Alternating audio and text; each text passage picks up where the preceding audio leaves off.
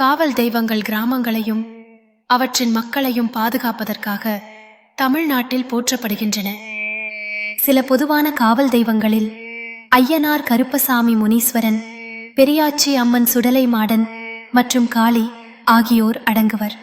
இந்த தெய்வங்கள் தீய சக்திகள், நோய்கள் மற்றும் பிற துரதிர்ஷ்டங்களிலிருந்து பாதுகாப்பதாக நம்பப்படுகிறது. கிராம மக்கள் தெய்வங்களுக்கு செல்வாக்கான தீய சக்திகள் மற்றும் பிரச்சனைகளுக்கு எதிராக அவர்களை பாதுகாப்பதற்காக அளிக்கப்படும் வழிபாட்டு முறைகளை பின்பற்றுவர். காவல் தெய்வங்கள் கிராமங்களை மற்றும் அவற்றில் வாழும் மக்களை காத்து பாதுகாப்பதற்காக உள்ளனர். இதற்காக மக்கள் ஒருங்கிணைந்து வணங்குகிறார்கள். இந்த பாரம்பரியங்கள் மற்றும் விழாக்கள் கிராமங்களுக்கு பாதுகாப்பை வழங்குவதில் மிக முக்கியமாக செயல்படுகின்றன. மக்கள் தங்களது ஆன்மீகத்தை கொண்டாடுகின்றனர்.